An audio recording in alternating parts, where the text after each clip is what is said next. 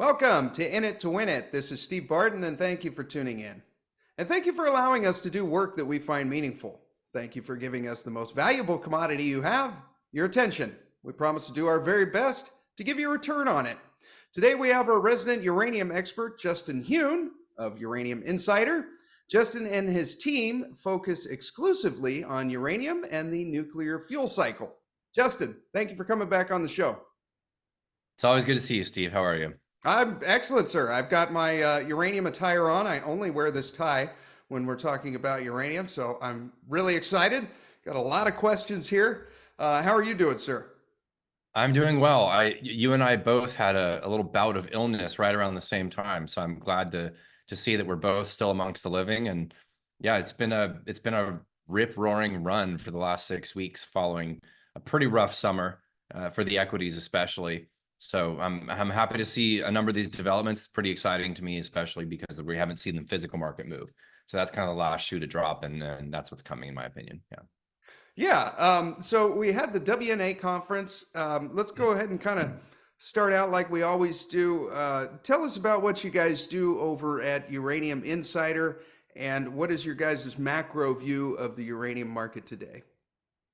Sure. Well, we primarily cover just the broad fundamentals of the sector, and we've put a lot of focus and attention on the physical uranium market. In our estimation, that's largely the most important thing to focus on, although there are moments like what we've just experienced where the physical market continues to be very quiet, yet news flow that doesn't even really affect near-term supply and demand modeling, let's say, can move the equity substantially. So we've seen 40, 50, 60% moves in the last 6 weeks or so, but we haven't seen pretty much anything happen in the physical market. Well, that's not true. We had a high volume week towards the end of September in the spot market. Just this past week, UXC reported an additional 27 million pounds in long-term contracting, which brings the year-to-date total to 80. So we put a lot of focus on the physical market. We want to know who's buying, who's selling at what price, what are the volumes like. That can give us some sort of expectation of where the price is going to be going in the near-ish term, which tends to have an influence on the equities either way. But yeah, we put out a very long macro-based newsletter every month, usually about 40 plus pages, that we dig into all of the pertinent news of the past 30 days, what's really moving the market. We do a monthly members-only webinar. Our upcoming webinar is actually going to be tomorrow, Wednesday the 23rd. And we have an exciting guest for that. And then we do multiple videos and updates every single week. So we communicate in some form with our membership just about every single day. And yeah, it's 100% uranium. That's pretty much what we're focused on. And it's a full-time job for multiple people. So we've got a great dedicated team, and we're in our 5th year now. So onward and upward, we think we still have a pretty good runway. Awesome. And you've got a free report. If you scroll down to the page here, you can download the case for uranium. We've got a lot of new listeners. I could tell by some of the questions that were coming in. And so you can start out with this free report here, and there'll be a link down in the pinned comment below for you guys to check that out. So pretty exciting. Got a lot of listener questions here, Justin, and just as we always do. So let's start out here. One from Billy Bob, and he says, how much uranium does the U.S. require per year, and how much is currently produced? The U.S. fleet consumes about 45 million pounds of uranium per year. The U.S. produces less than 1 million pounds per year. That is slowly changing. There's multiple companies getting into production in the United States right now. But for 2024, it's probably going to be right around 1 million pounds produced. Last year, I think it was less than 200,000 pounds, maybe even less than 100,000 pounds. So the U.S. uranium industry largely got decimated by the uranium bear market and the proliferation of cheap, abundant pounds coming out of Central Asia. And so that's largely what has happened to the industry in the United States. There's, of course, been a number of supportive measures passed by the Biden DOE, the Strategic Uranium Reserve, RFPs for HALEU and LEU, and all of these things that are supportive of the U.S. industry. And we're very bullish U.S. uranium miners, generally speaking. Okay, so we in the U.S. produce about 1/45 of what we actually need. Yeah, pretty much. In the 1980s, at the peak of the uranium production in the United States, we were producing more than 40 million pounds in a single year. And a lot of that was coming out of New Mexico. New Mexico now, there's unfortunately quite a negative legacy of uranium mining in New Mexico. A very large indigenous population and a lot of mines that were just abandoned and not cleaned up properly. So it's unlikely we're going to see much, if any, uranium production coming out of New Mexico during this cycle for those reasons. So will we ever see 40 million pounds produced in the United States again? Probably not. But with that said, there is a hell of a lot of uranium in the United States that most people are completely unaware of. A lot of it is in jurisdictions that will probably never be mined again. So that's like the areas around the Grand Canyon, for example, have very high grade uranium in these brecciapite deposits. And the USGS, the Geological Survey, had a report that came out in the 90s claiming that they believed that there was potentially north of 1 billion pounds of uranium in the Arizona Strip. So, and then obviously there's great ISR amenable deposits in New Mexico. Will those be producing this cycle? I don't know. Maybe, maybe not. Probably not. So it's mostly Texas and Wyoming, a little bit Nebraska, and that production is, maybe we'll get to 5 million pounds a year in 5 years from now between all of the companies. But still, there's probably going to be a premium on uranium, U.S. produced uranium, because of the various things I already mentioned. Plus, we believe there's going to be U.S. military demand towards the end of the decade as well, and they have to buy domestically produced uranium. So, yeah, the picture looks great, but the production levels are still very, very low relative to what is being produced, consumed in the United States. Okay. Rando Box wants to know. He says, "How fungible is uranium? Can countries work around sanctions by buying from banned countries and selling their own inventory, like India did with Russian oil?" Uranium itself is fungible. UF6 is fungible, which is converted uranium. EUP is less fungible because it's already been enriched to a specific level. But with that said, the common level of enrichment, between 4 and 5%, can be utilized in most light water and boiling water reactors. Heavy water does not use enriched uranium, but that's only 10% of the world's fleet. So it's relatively fungible. But with that said, there's a chain of custody across the fuel cycle. So it's not like uranium mined in Kazakhstan gets converted in Russia, and once it's converted in Russia, it basically has the Russian label. Or material that came out of Russia, for example, let's say it's converted and enriched in France, it's still Russian uranium, and there's no really getting around that. There's been some concern that the U.S. utilities have been purchasing Chinese enriched uranium, and the Chinese have been buying from Russia, and probably that's true. The volumes are very low. In 2024, there was concern because in Q4, like one utility bought some Chinese EUP, and it was less than a couple million pounds of uranium. So it's not a big concern. They also just increased the tariffs on Chinese uranium imports to 25%, from 7.5% to 25%. So that concern, I think, is dealt with as far as the United States goes. But it's technically fungible, but like I said, there's a chain of custody across the fuel cycle. Okay. Okay. All right. Nathaniel is asking, I'm going to share my screen here and we'll take a look at this is like catnip for our audience. Here is the charts. All right. He's asking about, was the late 2020 to 2021 bull run in uranium equities appropriate or an overreaction to the upside? Is that degree of leverage typical? Can we apply similar expectations to this leg up? So I'll explain here for just a sec what we're looking at. So this yellow line is the spot price of uranium. Back here is the November 2020, and then the run up here is to like June, July of 2021. And so we can see the spot price of uranium essentially went flat. If we look to the left here, we can see the spot price was basically floating around $30. But we can see the URA ETF here, I mean, just had a monumental run from $10 all the way up to 23, made a move of 125%. And if we go to the pure play, whoops, what did I do? There we go. If we go to the pure play uranium one, URNM, it did even better. It had a run of like 150%. Can you comment on that? Yeah. So There was a couple of factors that happened on that run. So let's just say overall that first really big leg was for about a year, right? It was Mhm. December 2020 when it really took off, first week of December, and it peaked out November 2021. And the second leg of that leg was largely driven by the commencement of the Sprott Physical Uranium Trust's ATM and them hitting the scene, taking over UPC earlier that year. And they started raising cash and buying uranium like crazy. And Yeah. of course, the uranium price spiked significantly. The uranium price went from what, in the 20s to 40, $50 or whatever it was. Yeah. Or not quite 50. I think it went into the 40s in a very short period of time.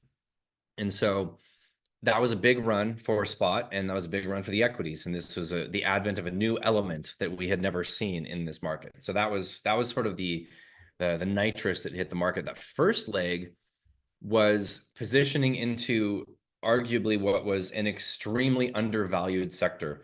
So prior to the COVID washout in March 2020, we had years and years of sideways to downward consolidation in the uranium sector, despite the fact that we already started to see a recovery in the spot price of uranium, in conversion and in enrichment across the fuel cycle. There was a recovery leading up to that first leg. And so that first leg really started out as positioning by quote unquote smart money Mhm. into a sector that they felt was going to be had significant upside potential for the coming years and was trading at a discount to the fair value, let's say. So even though URA, URNM are filled with a bunch of companies that will never produce a single pound of uranium or a single dollar of cash flow, as a whole, the sector was trading very, very cheap, including the producing companies. So you had positioning. I remember in December 2020, what really kicked off kind of the initial part of that first leg was Larry McDonald's Bear Traps report putting out buy signals and saying uranium is an incredible contrarian speculation. We're in. And that kind of kicked it off. And then we saw retail follow, and we saw some momentum. And it ran for a number of months and pulled back. And when it pulled back, Sput came in and said, all right, time to go again. So there were a number of factors that led to that large first leg that lasted for about a year before about a 2.5 year consolidation for the equities against the spot price, right? Because the spot price has stayed, stable to rising during that consolidation period. But that's just kind of the way the sector goes. And I don't know if you can do this, Steve, or not, but if you chart, oh yeah, URA against UX1, go down, yeah, Right there we there. go. Yep. Chart Okay. that. Maybe, I guess you can keep this. Oh yeah, there you go. And if you zoom out, then you'll see we had one big leg from the bottom of the commodity. That's 2016, right? Yep, right here. So the equity started to recover as the spot price bottomed, because the spot price didn't actually bottom, start moving up until the end of 2016, but the equity started to move against the metal. And so that was a very solid run for the equities for a short period of time. Some of the small caps doubled, tripled, quadrupled, ETFs, doubled. And URNM didn't even exist then. So that's why I wanted to look at URA. But we had that big leg up and then a long consolidation. You can see that consolidation from February 17 all the way to the COVID lows. Yeah. What was happening there for spot? It was stable and slowly rising. So there's historical precedent for the brief periods of significant outperformance of the commodity by the equities, followed by a long consolidation, even when the spot price is stable. So I think, wow, that's really, look at that. That's a profound pattern right there. Yeah. I do believe we're entering into that next leg up on outperformance of the commodity by the equities. And certainly we've seen that for the last 6 weeks. It's been an underperformance, since the peak in November 2021. But I think we're heading into that. That's obviously a prediction that I'm making, but I also think we're going to see support under the price. We've seen demand largely pull back from the market and a stable spot price. So when demand comes back in a significant manner, which we believe that it will, that's going to be moving, and it's going to give another breath of life into the equities that have already moved so much just based on news flow around, big tech embracing nuclear, making deals with nuclear companies, et cetera. Okay, yeah, and just to clarify here, what we're doing is we're dividing the URA ETF by the spot price of uranium. So when we see the chart move up, it means that the URA ETF is outperforming the commodity itself. And when we see it go down, that means that the spot price of uranium is outperforming the equities. And we've had an underperformance of the equities when it comes, for the last while. And now it looks like we've kind of hit. I mean, I could just put my kindergarten white line right there. We're kind of at the bottom end of it. You know what I mean? It looks like we're starting to slope up. So that would be pretty encouraging for the equities. Yeah, it's basically miners versus the metal, right? It's like charting GDX against gold. Yep. It's a similar metric, and obviously we were positioning in miners in a resource bull market, hoping for some torque against the movement of the commodity. The movement of the commodity is the core reason for being in any of these equities. You believe it's going higher, which we do, but we're looking for torque with the equities, and that typically does happen in a very, very strong bull run. And hopefully we're in the early stages of another version of that. Yeah. Okay. We'll move on here to Patrick. He says, okay, so this is the spot price of uranium right here. And I drew this, oops, not that. I drew this white line right here at $80. And I believe because I drew that white line, we haven't tipped below that. So Patrick is asking, he said, we've all heard the $80 incentive price for new mining starts for years now.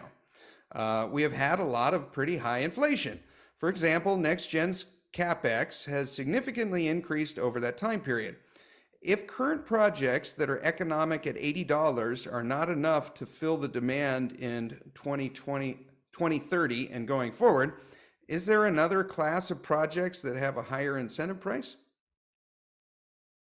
Yeah, I think that there's plenty of smaller projects and lower grade projects. So that would be primarily kind of the dry mines in the United States, and some of the Namibian projects certainly would like to sign contracts at higher prices than what we're seeing it today.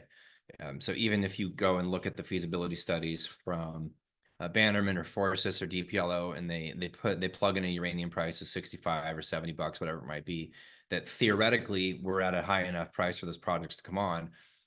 It's not enough just to have the price there, especially for a short period of time. We need consistently higher prices to incentivize all these projects. And you have to de-risk the financing. Nobody wants to bring a project online and spend 500 million or $1 billion to do so, only to have the price collapse and not have long-term contracts booked. So you're going to want to secure at least part of your forward production expectations and to secure long-term contracts in order to de-risk that development. And we haven't seen that from any of these lower grade, higher cost development projects yet. In some cases, the operators of those projects are holding out for higher prices, and they're probably smart to do that. Excuse me. But yeah, thank you for drawing that white line. It's put a floor into the market. I appreciate that. I think the incentive price conversation is interesting because it is important to understand where a price needs to go. But ultimately, what happens where the price goes is where the marginal buyer is willing to pay. And we are potentially and likely moving into a situation where the marginal buyer will not necessarily be the tech companies, but it will be demand that is being driven by the tech companies. So, and this is not tomorrow, this is not even necessarily next year, but this could be 2 years from now, maybe a little bit further down the road, where utilities and certain large utilities in the United States that are selling electricity into tech company demand, the tech companies, whether or not the utilities play ball, they are going to figure out a way to get nuclear power for these data centers. And we just recorded an interview yesterday with an AI PhD. And this interview is going to go out to our membership in a couple of days. And basically the tech companies are building multi-$100 billion data centers. Wow. And they all want nuclear. If you can't have access to hydro or geothermal, nuclear is the option. There's immense ESG risk for these companies to say, yes, we're securing natural gas, we're securing coal in order to get the data center off the ground. And eventually we'll get to something clean. They can't really do that.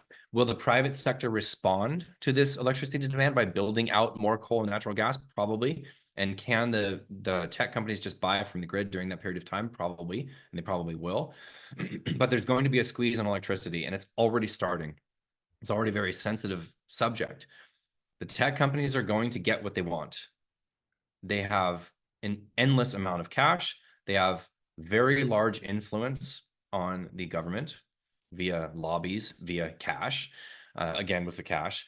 So they know what they need and they're willing to pay to get it. So if you think that they won't drop 10 or 20 billion to make sure that they can power a $500 billion data center for 100 years, you're kidding yourself.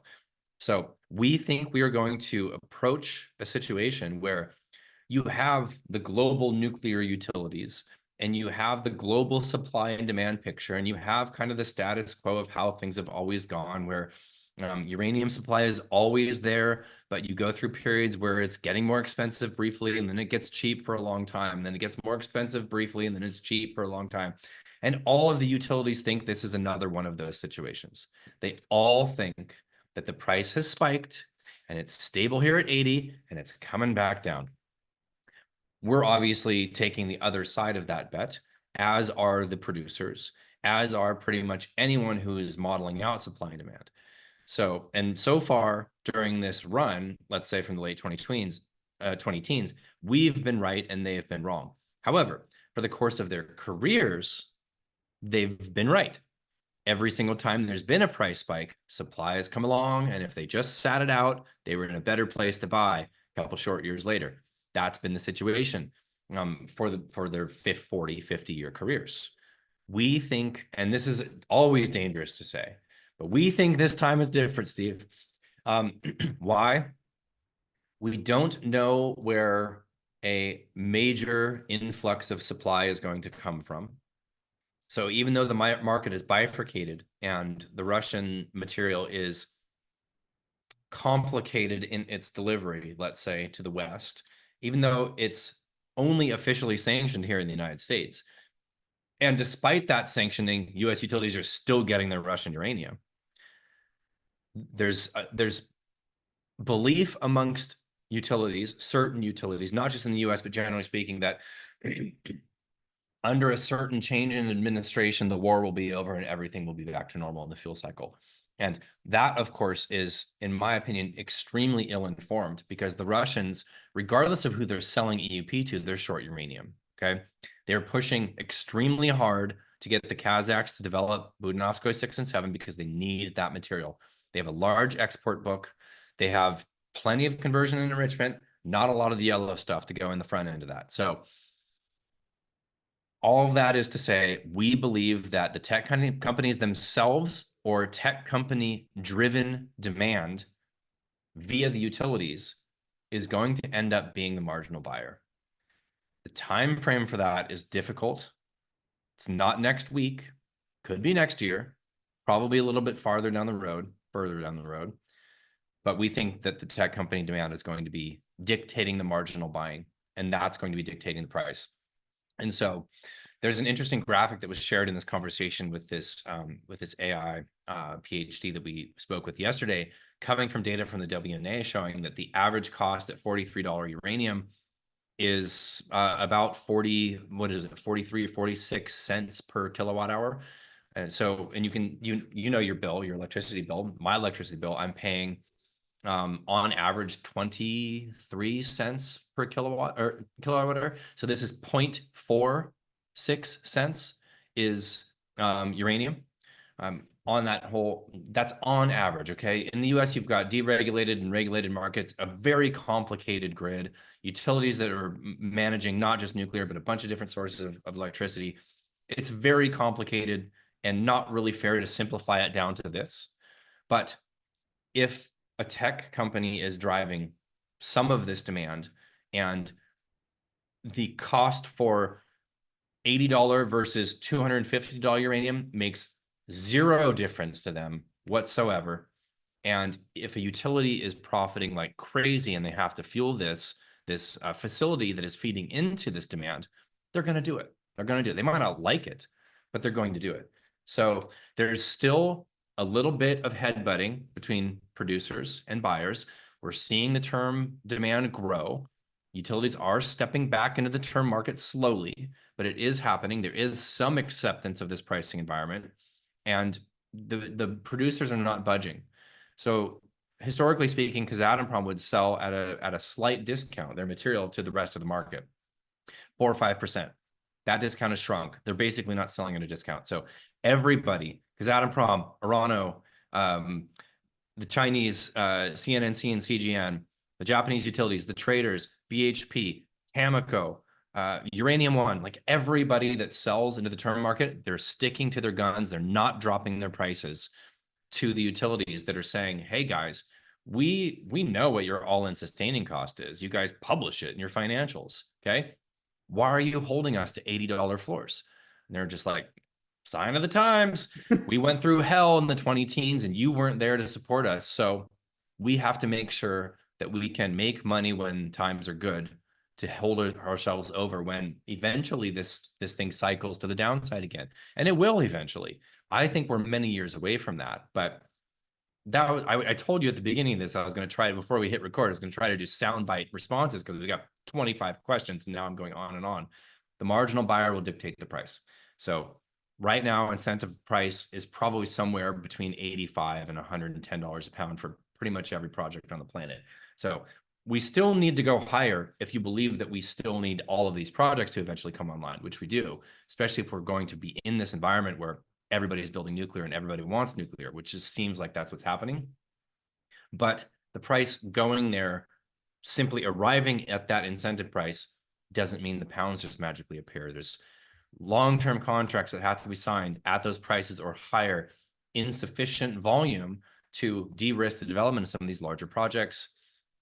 And then again, what is uranium worth when there's multiple buyers and limited supply? That's what we're going to find out. And nobody has an answer for that. Okay, well, I will continue to do my part and keep that white line right there, and we'll see it in real time here, and I'll put a 4x and make it even bigger. So there we go, Justin. Good work. Thank you. Yes, always doing my part for the uranium sector. Okay, Urban Appraisal wants to know, he's asking, what's your opinion on what would happen to URNM if Kazatomprom gets taken private by the government? What would happen to URNM? Well, I think that if they were, quote unquote, if the 20% float or 25% public float was purchased by the state of Kazakhstan with compensation, then I think that the funds would just come out of that holding and go into the rest of their holdings. I don't think they would continue to hold the private company. It would just go in as a cash position, right?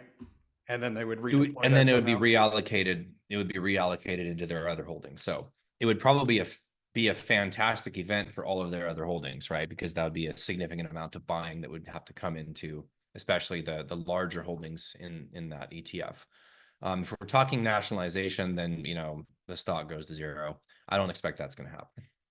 Oh, really? Okay. You don't see Kazatomprom? No, I mean, I think it's possible, but I don't think. I mean, the state has been involved in every step of this with them going partially public.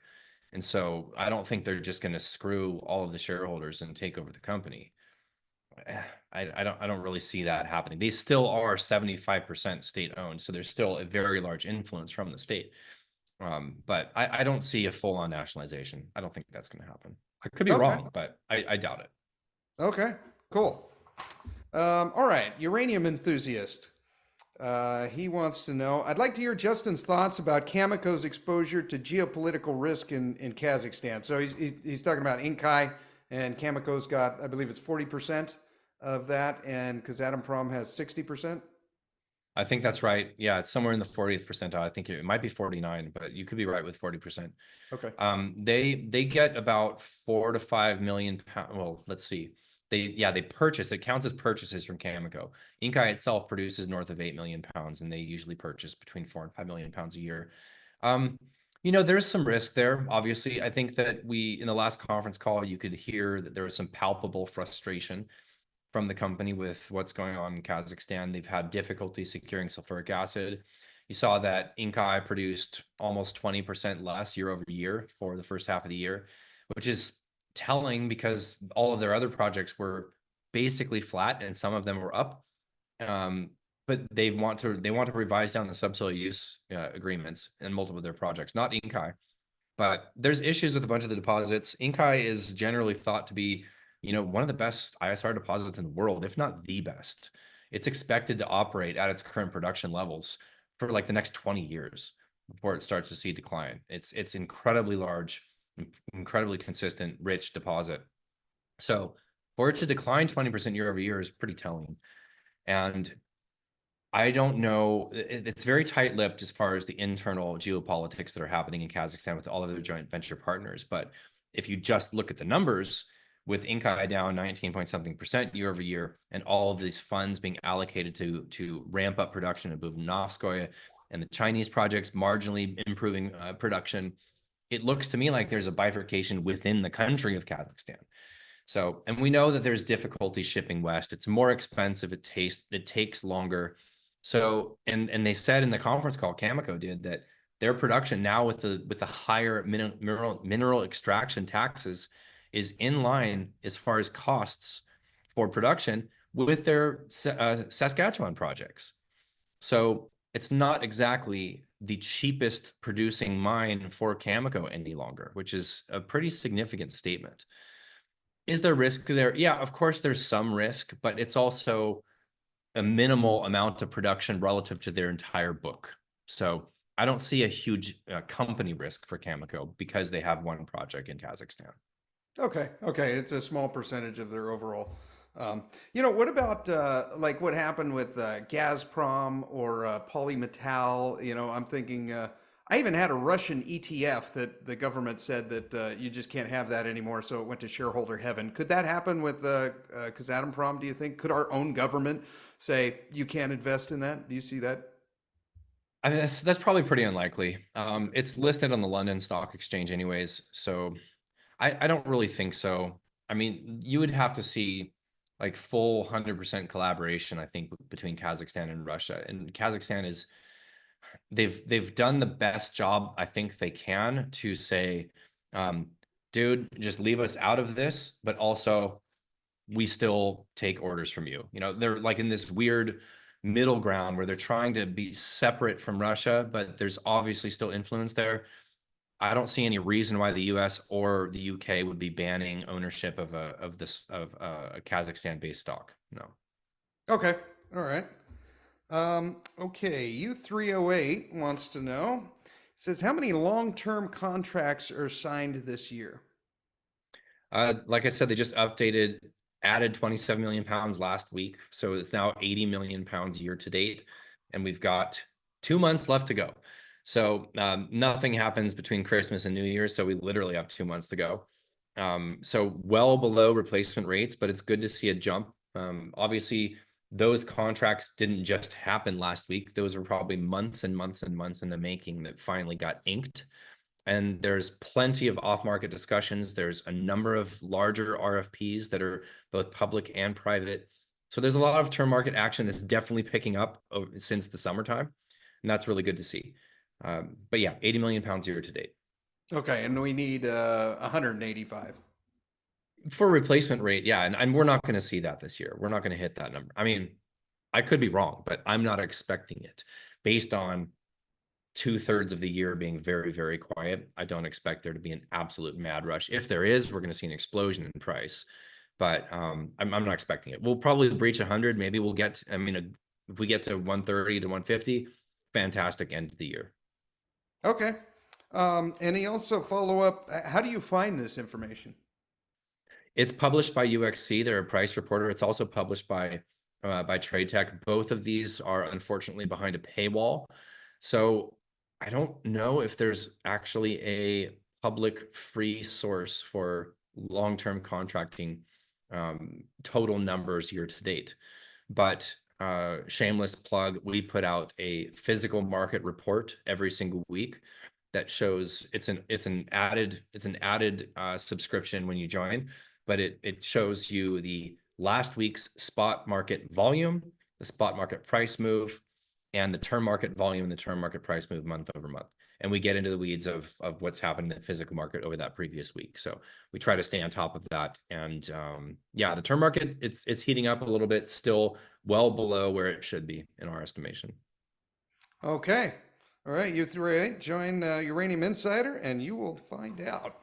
Mutant Reef wants to know. He said, I'd like to know how many companies contract for uranium each year, 2 years, 3 years, etc.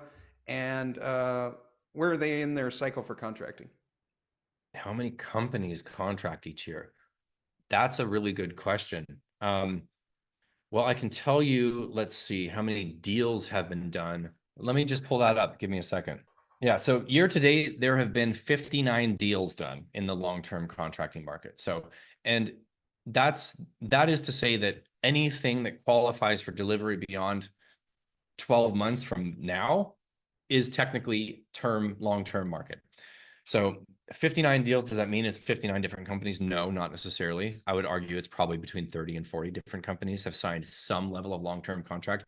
And actually, you know what? It's probably less than that because a decent number of those deals have been carry trades, especially during August into September, a little bit in July, where we had a little bit of arbitrage between the 3-year forward price and the spot price with you calculate in the cost of carry and the cost of capital. A trader can buy in spot, sell 24 months down the road, make a buck or two per pound, right? And so that happened a little bit in August, helped to kind of clean up a little bit in the spot market as well.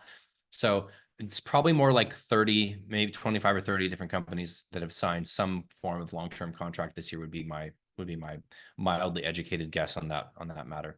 Okay. Some of them are traders. 3-year part of the question I don't exactly understand. Sorry, what? Part of that question, he said 2 years, 3 years, something like that. Yeah, I'm not sure. I'd like to know how many companies contract for uranium each year, 2 years, 3 years, etc., and where they are in their cycle for contracting.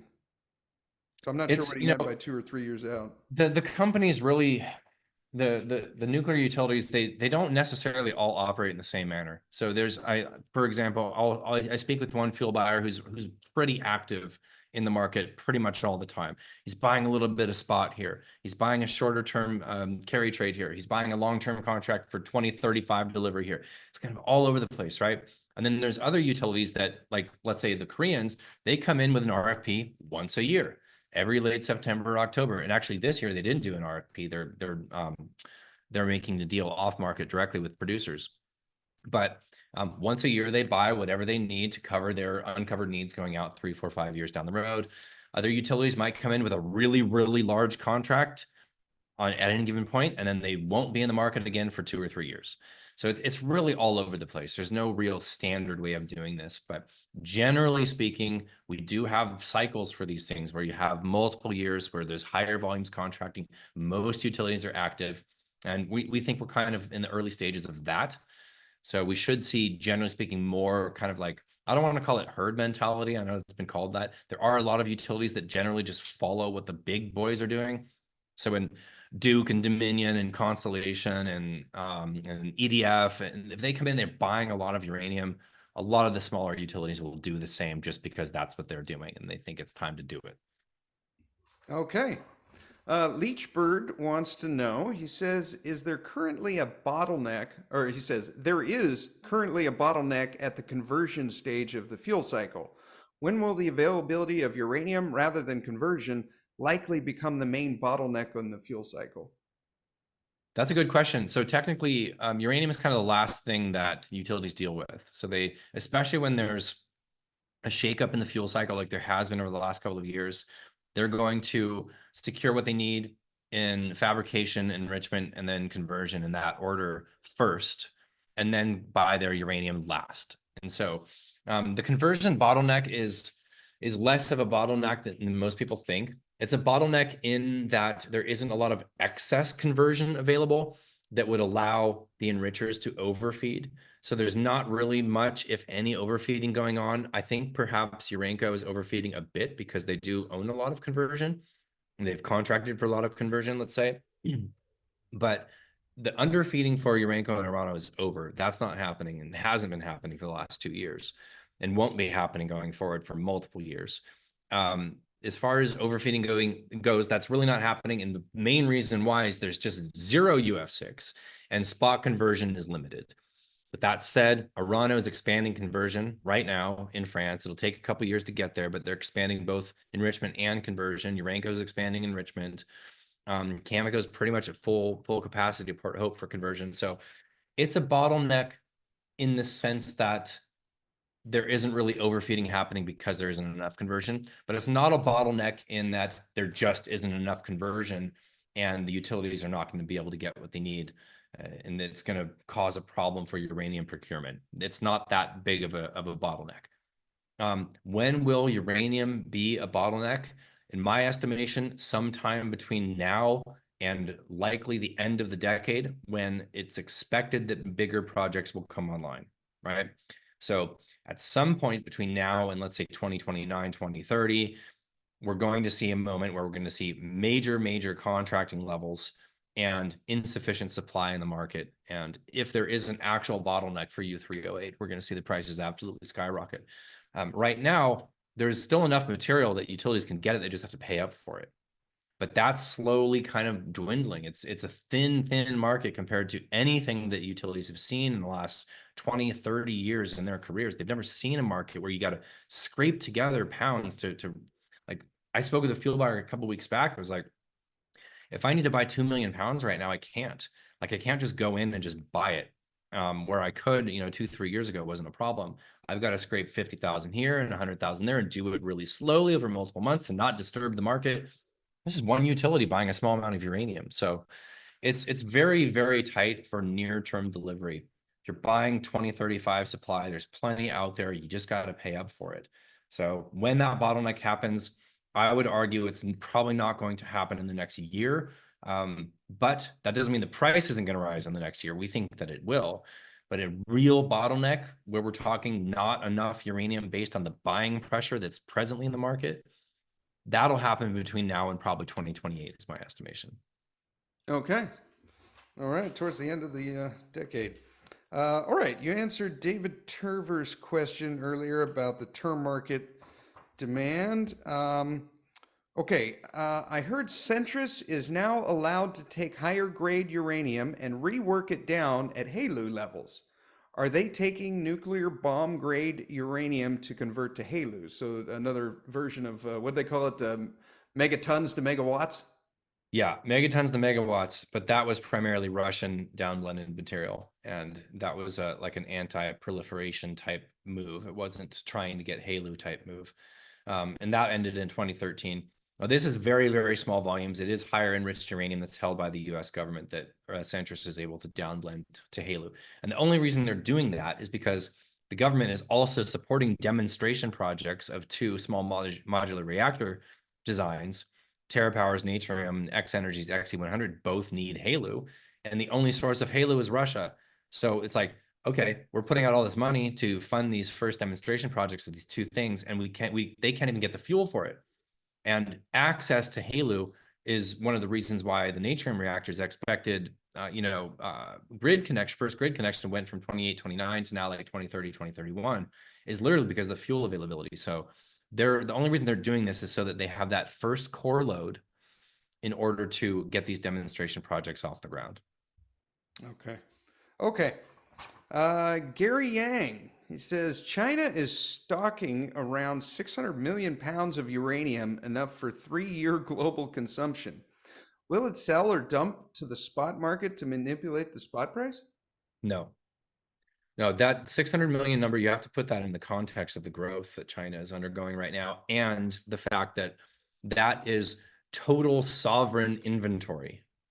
So this is not pounds that are sitting in a warehouse for CGN and CNNC that they're going to be trading with. And some of that is owned by Chinese utilities, but that's the total sovereign inventory. The Chinese do have a nuclear program.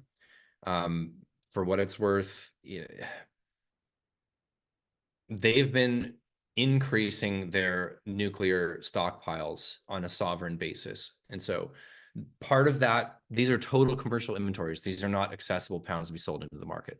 Some of them are, but then the amount of that is, you have to compare that to their growth.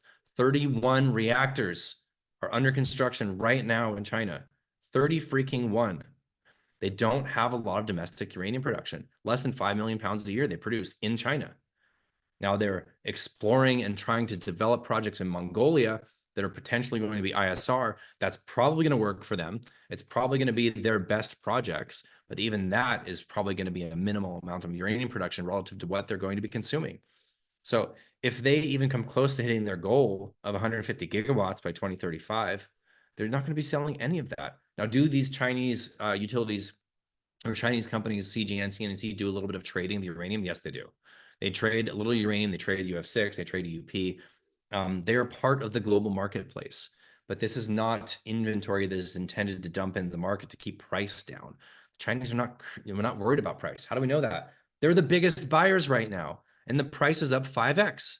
So when all of the Western utilities are nickel and diming the producers saying, hey, we're going to wait for Russia to come back for us, we're going to wait for Arrow to be producing, and then Chinese is like, well, we'll just take whatever we can get right now. A third gigantic contract is under negotiation right now between a Chinese utility and Kazatomprom. It's going to a special shareholder vote shortly. The third in less than 2 years. And they raised their total sovereign inventories by 83 million pounds in just 2 years. They're the biggest buyers. And the price has what has it gone up? 4 or 5x in the past 5 years. So I don't think they care about price. I don't believe that they have any intention whatsoever of dumping this material in the market. And so far, there's no evidence of that. The price has gone up. They weren't dumping at 25. They weren't dumping at 30. They weren't dumping at 40. They weren't dumping at 50. And they're not dumping at 80. So, and they've always had the largest inventories. So yes, those inventories have grown.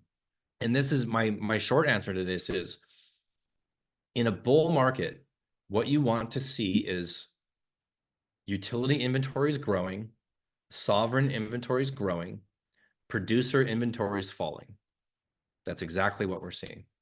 So it's more evidence of a bull market for the commodity when we see sovereign inventories growing. Okay, awesome. Alrighty, Mike, he's asking, this poor country, Niger, they've just been riddled by political turmoil, the coup. Any updates on Niger? It's been relatively quiet in the news flow. Since the last time we talked, I think there's been a couple of events. One of them is that the Amaurin deposit, the permit for that project, was taken away from the French due to supposed inactivity, and it was secured by the Turkish. So the Turkish now own the permit for Amaurin. It's a very, very large, very low grade, high cost deposit that the French were developing in the early 2010s before they halted it due to low prices. So will Turkey develop that now? Perhaps. Turkey is, they have their multiple reactors being built right now by the Russians. They're trying to make uranium deals with the Chinese and potentially more nuclear builds with the Chinese in addition to the Russians.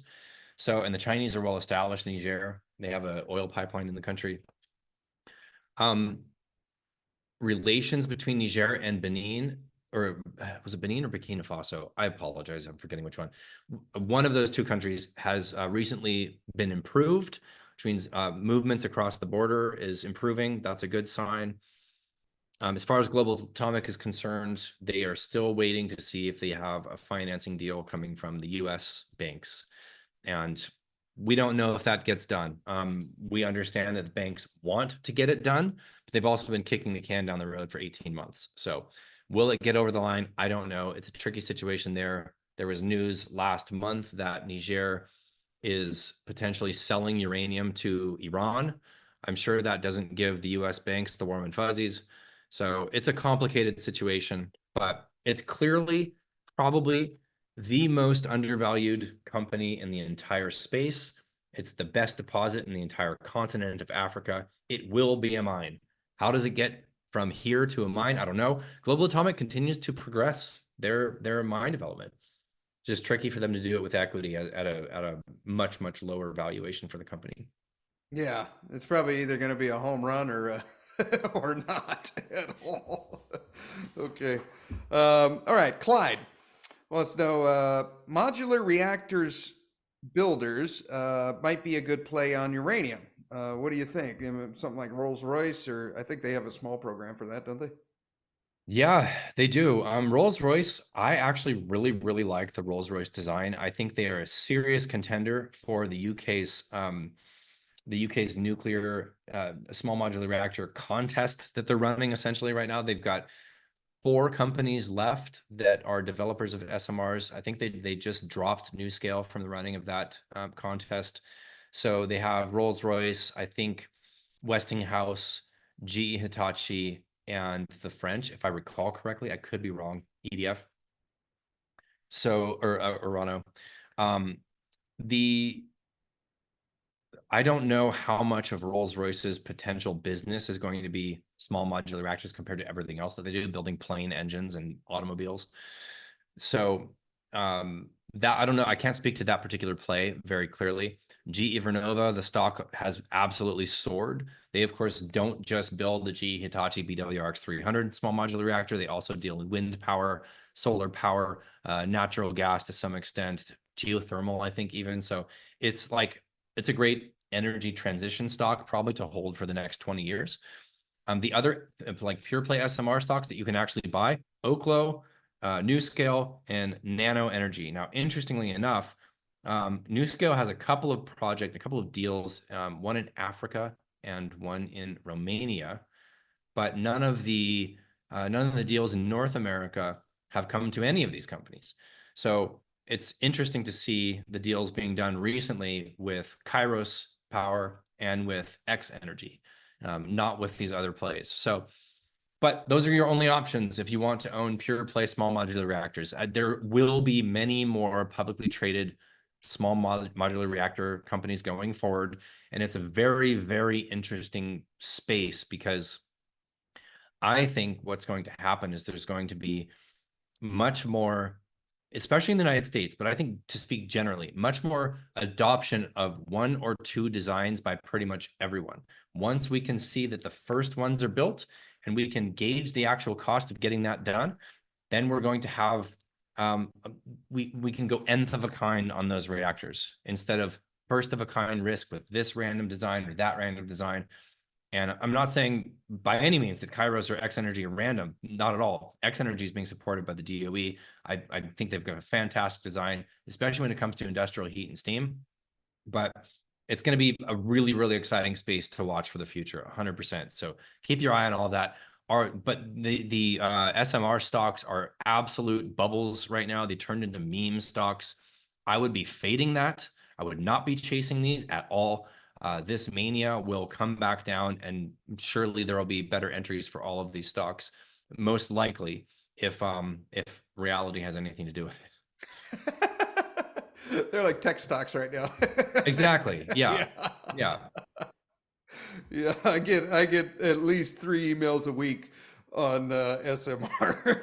Okay, Wolfgang, our #1 fan from Germany, he says, Justin, what's your opinion on the Fission Paladin deal? Generally speaking, I like it, and that's not coming from a shareholder perspective. That's just, I think that consolidation in the space is a positive thing. And Fission, I don't want to say anything positive or negative about the companies. I prefer to not speak about these companies directly publicly. But I think a shift in management would probably be a positive thing. There hasn't been a lot of progression of development of that project or moving towards. I mean, if you compare PLS to Aero, like NextGen has done um, 100 times better in terms of getting that deposit towards actually producing one day. Fission seems to be like, okay, we discovered this great deposit. It's in a little bit of a challenging geology, but we're just going to kind of hang out with this. And as the price rises, somebody will come after us. Well, somebody came after them. So I think it's going to be a positive thing, assuming it does go through. And I think consolidation is great because if you get 2, smaller companies on the grand scale of things, combining, you get a larger company, more liquidity, larger market cap, more investable for institutions, and we want this sector to be investable to institutions. So consolidation, in my opinion, generally is great for the uranium sector, and I think we're going to see a lot more of it. Okay, yeah, I'm seeing the same thing in the gold and silver sector, and I do Yep. cartwheels every time I see it. Okay, Cam, It says, in the last uranium bull run of 2007, where was the majority of money inflow originating from? Oil companies, hedge funds, retail. Um, and where do you expect the main liquidity to come from this time around? Was there even The last bull market had pretty much everyone involved. Not really the oil companies, but you had hedge funds buying physical uranium. You had institutions buying up the stocks. You had retail buying up the stocks. So it got into kind of a mania phase. It of course was in line with a general strong overall commodities bull market. China was growing like crazy, not just nuclear, but generally speaking, there was full risk on across commodities markets. So uranium got caught up in that, and there's definitely a retail frenzy, but institutions were involved, and the hedge funds were buying up physical that was moving the spot price significantly. And that absolutely can happen again. And I can tell you with 100% certainty, there are hedge funds involved in buying uranium. It's not just spot, and we're probably going to see more of that. So it's probably going to be a little bit more of the same. It does seem to me that there is a larger influence from these smaller specialty funds, and the sector just isn't large enough yet from a liquidity perspective for very large institutions to get very involved.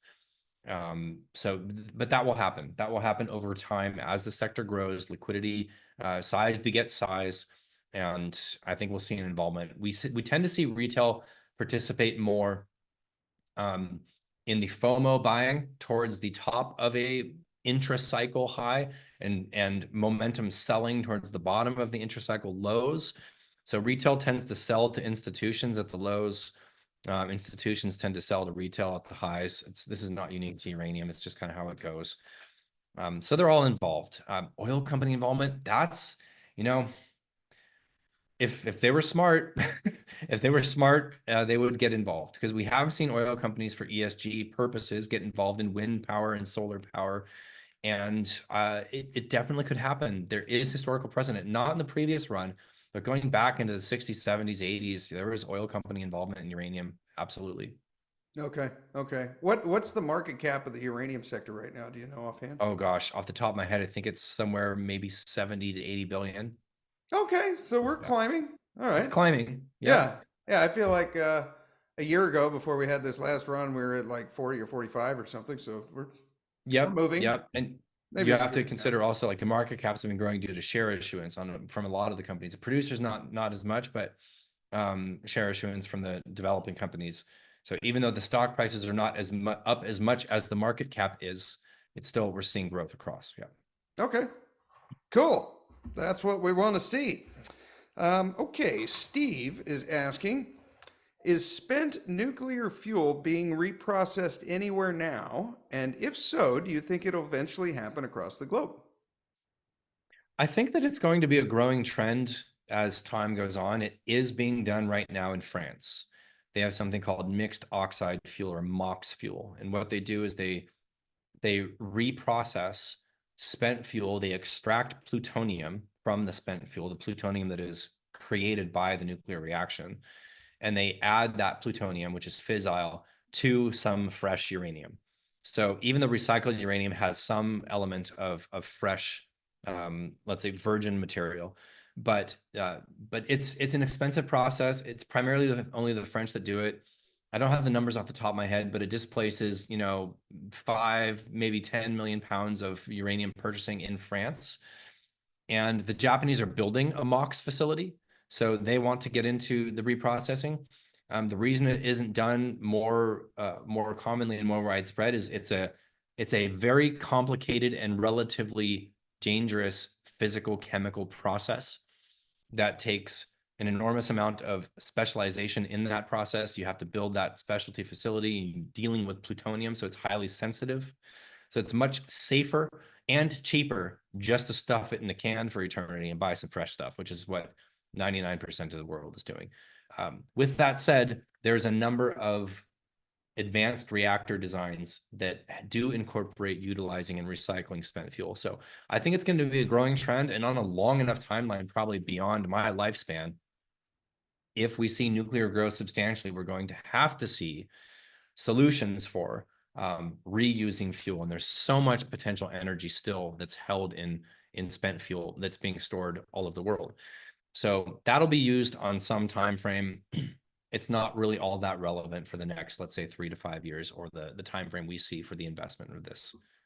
Okay, we're not going to see any meaningful in this cycle, likely, and maybe not even in our lifetime, but eventually someone will have to solve that problem. For sure. Yeah. Okay. All right. And Jeff wants to know, will more greenfield pounds be mined out of Canada or Australia this cycle? I'm wondering if they're saying which we'll see more, or if they're saying will there be more from either. I think he's asking will there be more from either. Um, Australia is more of a wild card. I think we could see maybe one project in greenfield from Australia in the cycle get off the ground, maybe two if we're lucky.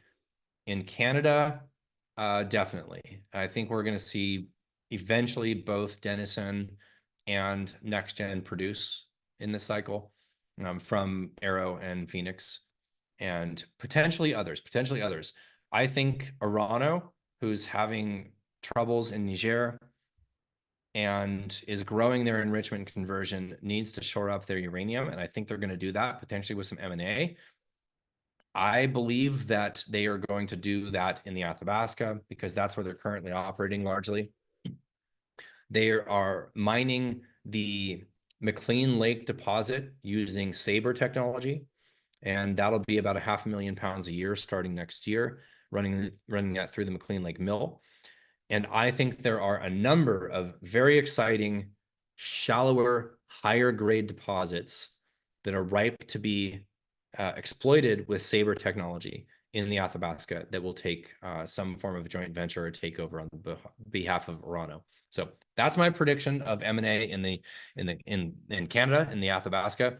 And 100%, I think we will see at least one, maybe two greenfield, and maybe more greenfield projects in the Athabasca come online this cycle. Okay. All right. Let's see. You hit Ziggy's questions on SMRs and nuclear waste management. Money Talks wants to know, given that there is likely a uranium deficit for many years to come, it now looks certain that some utilities and countries are going to miss out. Do you have any thoughts on who or which year this occurs? I think we're still multiple years away from the structural supply deficit based on typical buyers and sellers, let's say, leading to an actual shortage of the material. And the reason is that there are a lot of inventories held in the world, right? There's more than 1 billion pounds of inventory, 1.5 billion pounds of inventories. And that's across the fuel cycle, that's sovereign, that's utilities, producers even. There's a large amount of inventories that are held by various entities. And those inventories, for example, allow the utilities some flexibility like we've seen this year. Why don't they have to buy replacement rates every single year? Because inventories exist. They can draw down on inventories. They can pull forward material from old contracts. They can borrow pounds if they need to. So there's always a decent amount of liquidity. With that said, I think the chances of an actual squeeze have increased dramatically this year with the tech companies stepping into the nuclear space. So if they are the buyer of last resort, if they are the marginal buyer, there's going to be utilities that are not going to get the material. And that's just not me as a wishful thinking investor. We had back in Atlanta in June at the World Nuclear Fuel Markets Conference, we had Jonathan Hinsey of UXC basically say that, as a follow-up to a question, which was the question was from the audience to one of the large US utility fuel buyers who was on a panel. And the question was, will there be a moment in time where the price will be too high for you guys to buy the uranium and justify your operations? And the utility guy basically said, no, we don't think so. In fact, we think the price is coming down. And then Jonathan Hinsey picked up the mic. They didn't ask him. And I apologize if I told you this before, but it's relevant to this question. He picked up the mic and he basically said, it's less likely that you're going to be unable to pay for uranium. It's more likely that you just won't be able to get the fuel, period, at any price. And that's somebody who spends every minute of every day in the fuel cycle for the last 25 years. Okay. So he's telling utilities in the audience, basically, there might be a moment in time where the price is irrelevant. You're just not going to get it. So that is possible. But because of the level of inventories that exist in the world, it's difficult to say when that happens. We had a recent discussion with somebody who has a pretty fleshed out supply and demand modeling. They believe that if we see even a 1 or 2 year delay in the development and first production from the large greenfield projects that are expected to come on this cycle, that we will not ever see a balanced market. I mean, not ever, but we won't see a balanced market between now and 2040, because we have decline rates hitting pretty hard into the 2030s. Half the projects in Kazakhstan have enormous decline rates that hit in the 2030s. Husab starts declining in the 2030s. Rossing, Cigar Lake, even phase 2 starts declining in the 2030s. So half of the existing projects right now hit steep decline rates in less than 10 years. And so we need these big projects. We're going to have them to come on. But if they don't, or if they're delayed slightly, we're going to see big reactions in price, and we're going to see not even a moment in time balanced market. So I don't know when it happens, but it's looking increasingly likely that it could. And of course, if the tech companies or the financial companies, like if they come in, if Goldman comes in and starts buying uranium hand over fist, like we could very well see a situation where we see the price spike very hard to the upside, and utilities be like, we can't afford this, or we can't get this material. That is possible. Hard to say when it happens, but the likelihood of it happening, I would say, has increased substantially this year. Okay. All right. We touched on this a little bit at the beginning. Luke is asking about AI demand. Maybe quickly brush over Google, Amazon, and Microsoft. And when are we going to see this, them actually purchasing, for 3 Mile Island, and them purchasing for these data centers? So 3 Mile Island, we're not going to see Microsoft purchasing uranium fuel, right? That's a deal with Constellation, and Constellation, based on this very, very high power purchase agreement price of selling electricity, they're going to be in the market buying uranium. So when will they start buying for that? Well, they expect 3 Mile Island to be operational in 2028. We'll probably see them in the market in 2026, is my estimation. Maybe 2025. They happen to be one of the utilities that is fading the price and believes that the price will collapse and all of that. So when they come back in the market and finally capitulate and pay these prices, it'll be a very, very, very large signal to the rest of the players in the market. The tech companies are already putting money down on nuclear, right? So we saw a $500 million investment by Amazon into X Energy. So we haven't yet seen tech companies actually buy physical nuclear fuel. And I don't know that we will, unless if they can't get done what they need done in collaboration with utilities, they're going to do it themselves. So I think right now we're in the stages where the utilities, they get it. They want to be selling electricity for the next 50 years to the tech companies at prices that the tech companies don't even care about paying. They want part of that pie. So they are actively doing whatever they can to ensure that their existing projects are life extended. And I can tell you with 100% confidence, we're going to see new large reactors being built in the United States at existing reactor facilities. And we're going to see announcements for that probably in the next 6 months. That's my estimation. When does the AI growth is phenomenal.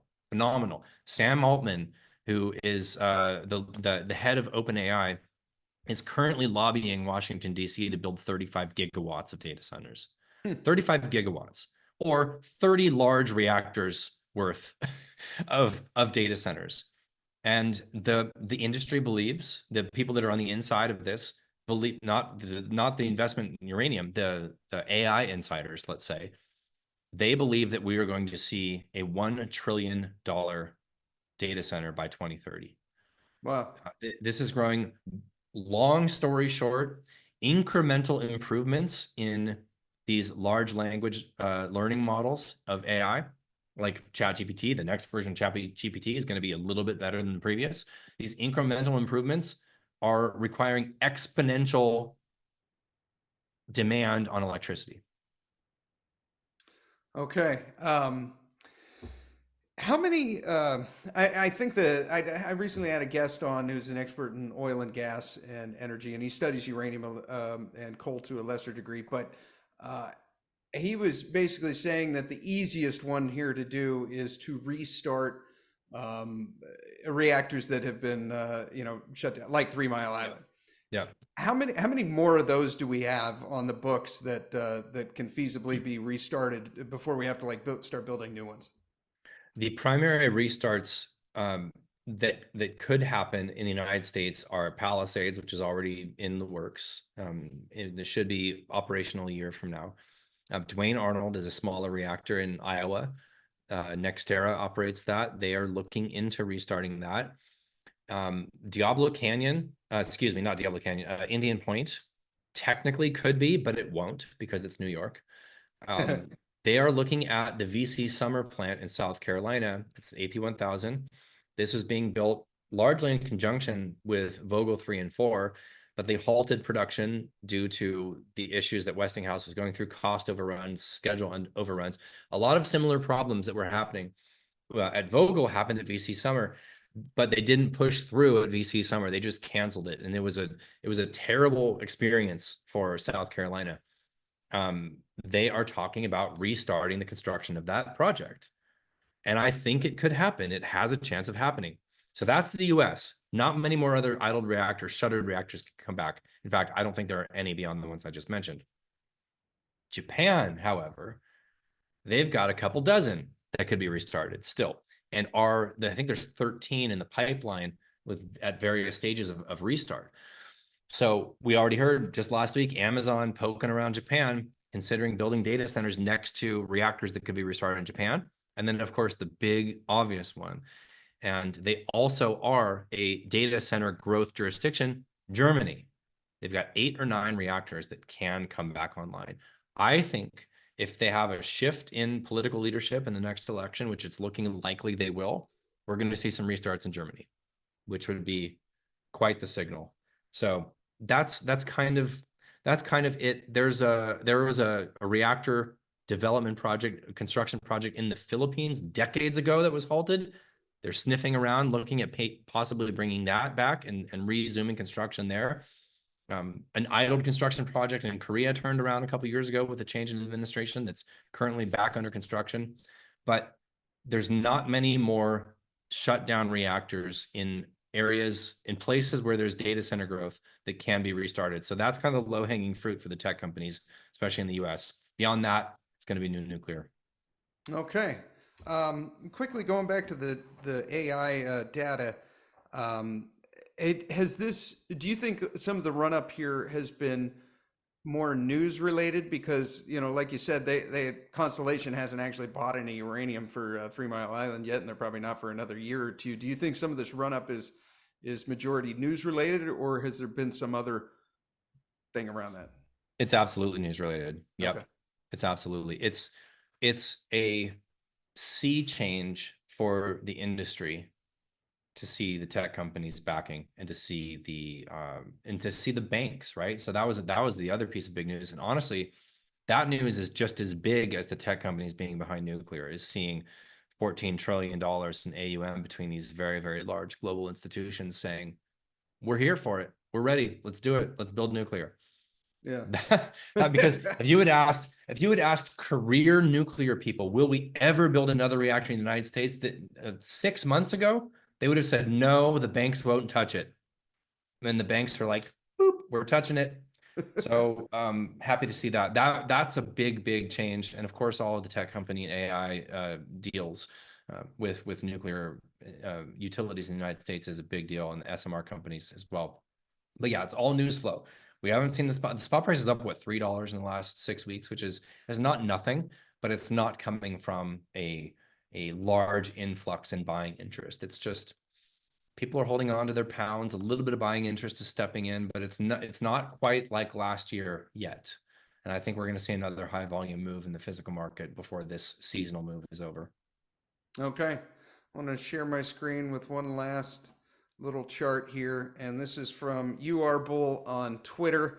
And he says, it's great to see that uranium, i.e., energy, has now become technology as the enormous electricity demand by AI companies is getting obvious. The gigantic technology sector will send the tiny U308 energy sector, including junior miners, to the moon. So we could see that the energy sector is this little one down here. This is a cumulative global sector fund flows, and technology is just making up the vast majority of that. Eventually, there's a re-rating, and I think we're kind of getting in on at a pretty good point. I mean, considering the way that oil and gas have traded this year so far, it's probably a good thing to see a little bit of a decoupling from that. Whenever you see these graphics of quote unquote energy, it's oil and gas. It's 90% oil and gas or whatever, right? So, and technology is what? That yellow line that's going up like a hockey stick, that's probably what, 50% Nvidia, right? Right. Of course, the other tech companies, Meta is at near multi-year all-time highs. The other tech companies done well also, but yeah, it's the big four, big five. But yeah, certainly, I think it's a positive thing to see nuclear and therefore uranium be lumped together. And uranium hasn't moved yet in the way that it should based on this news. And part of the reason is because the physical price hasn't moved to the expectations of investors, and it will. It's going to be the tail. It's going to be the tail of the train that gets whipped at the last minute. So when that comes, I'm not exactly sure, but it's going to come. And I think we'll see moves like we've seen in the utilities and the SMR stocks. I think the moves we'll see in the uranium equities, when this finally does officially go, that'll make those moves look like child's play. Yeah, yeah. Awesome. Well, thank you very much, Justin. You were like the what is it? The tortoise and the hare. Just the tortoise just piling through each of these questions and getting them done. So thank you. Any final thoughts? What can people expect if they sign up at Uranium Insider? Oh man, the first thing you can expect is a titillating conversation with an AI PhD who is deep in the weeds. It's a 2.5 hour conversation that's going to be released to the membership probably tomorrow, maybe Thursday at the latest. And the first hour and a half is going into kind of like the glossary of terms. What is a large language learning model? What is a hyperscaler? Why are the tech companies building data centers so quickly? Why do they want nuclear? Why are they not interested in solar? All of these things are explained thoroughly in this. And spoiler alert, the takeaway, we're going to need a hell of a lot more uranium, and the price is going to be substantially higher in order to make that happen. So that's the first thing you get if you join, is you're going to have access to this really, really interesting conversation. And we actually have a members webinar tomorrow. I already mentioned that, but you get access to everything we've ever done. It's all archived on our website. And of course, you get access to daily updates from myself, the occasional video update. I do 2 or maybe 3 a week. Video updates, especially when the news flow is really happening. Really what you get is your hand held through this investment experience. We cover the sector very, very thoroughly. And we try not to leave any stone unturned and make sure that all of the incredibly complex information that is swirling around this crazy sector is distilled down into what you need to know as an investor. Awesome. Awesome. Well, thank you, Justin. I hope you guys got something out of that. You can follow Justin and his work and stay up to date on the uranium sector and maximize your profits by following the guy that studies this while you're doing things like spending time with your family or fishing. So there's a link down in the pinned comment below, and thank you in advance for using that link. Justin, as always a pleasure. Thank you for coming on the show. It's always a pleasure, Steve. Thanks for having me. Yes, and thank you for tuning in. Be sure to support the show and share this with anyone that you think needs to hear it. It's probably your buddy that's betting on AI stocks instead of the energy sector, which is actually going to make that possible. You have yourself a great rest of the day, and we will talk to you next time.